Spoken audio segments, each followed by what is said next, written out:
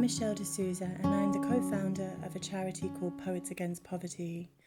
We formed recently in December 2020. We began by cooking food and bringing it to people living on the streets. And then we realised we urgently had to do so much more. Welcome to the first of our cafe conversations.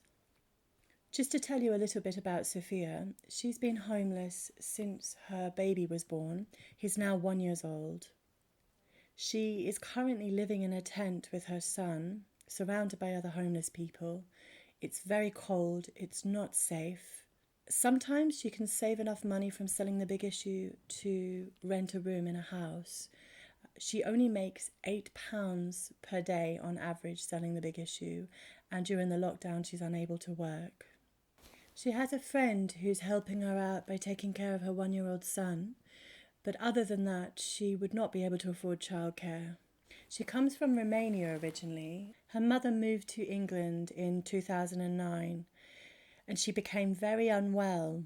She ended up living in a care home and Sophia has now moved from the north of England to the south. She's 3,000 miles away from her mother. A room to rent per week costs around £70, including bills. What we want to do is help Sophia pay the deposit and the first few months' rent on a flat for her and her son. Once she's settled in, we would really like to help her find a job where she can continue to support herself and her son. This conversation took place just before Christmas in a cafe where Sophia kindly offered to share her story with us.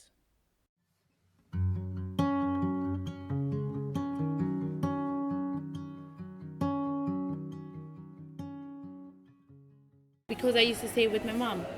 She told me, because there I knew, because I didn't really had many friends, I always take care of my mom, looking after her and that. And then I just moved here when I was with a boyfriend. And then I find out that I'm pregnant. And I'm going to tell you the story as well of the boyfriend I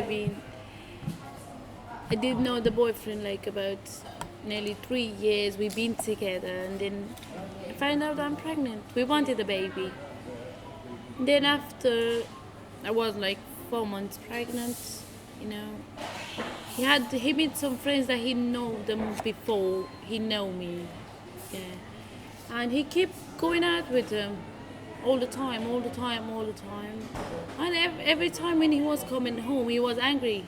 It was something different, something just changed. I think it was like something drugs and that. He did start to take all the time this, and then he started to take drink alcohol.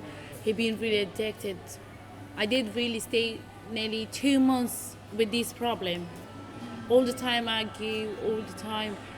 He been aggressive to the landlady told me, I'm gonna be, I know you're pregnant, I love you very much. I'm like a mom to you, she said. But we can't have this all the time. Because of him? Yeah. You have to just maybe tell him to don't come in the house or you can stay in here. But I don't know what to say. You have to sort out your problems or otherwise we have to tell you to go. Yeah. Because it's every night, every day. Did he problems. Did he hit you? Yeah, he did many times. When I was nearly 5 months, I did really decide to break it. I said I'm not going to have this anymore. But, I didn't really want to move from there because I had a friend, So your friend's in another room in the landlady's house? Yeah, and sometimes I did, even when I was in the tent, she tell me to, but she's got 3 children, And they're all in one room? Or? Yeah. She's with 3 children in one room? Yeah, but she's got a bed for her. It's got a bed with 2 things, But that's hard enough, isn't it? I mean, 3 children in one room in a shared house. Yeah, we planned it, me and her, we can get a flat. Yeah. And where you're staying in the tent, it's not safe, is it? There's a lot of homeless people there. No, it is. Lots of people. Yeah. They drinking, putting music, shouting. So you're not sleeping really at night? Believe me, I'm not sleeping. Only sometimes I just really... I'm just always just wake. Yeah, it can happen anything, and then I'm with the baby. But some people would say, is there not a job that pays better? Like, better than the big issue? I know the reality of it. I know that getting a job is not that simple. Getting a It's job that not. pays £200 a week is not that simple, especially if you have a 1-year-old child. But you're still working full time. You're leaving at 8 in the morning. You're getting home Yeah, at I'm 6. working every single day, even Sunday and Monday. Normally I had them off, but Yeah. now I have to because I'm trying to make the money so we can get a flat. So you can- But all the time when I save some money, I have to break them again. Of course. I'm gonna tell you the big city, issue. yeah. It doesn't really help you. It's like you know what shall I tell you? It's like you buy them and you do whatever you want with them. If you want to, if not, you cannot go there. It's a It's not business. help. It's business. And they're yeah. making money from it. It is business. It's That's- not called help. If I could get a proper job, I would get one. But that's why you have to when you get a job. That's why you have an interview. Yeah.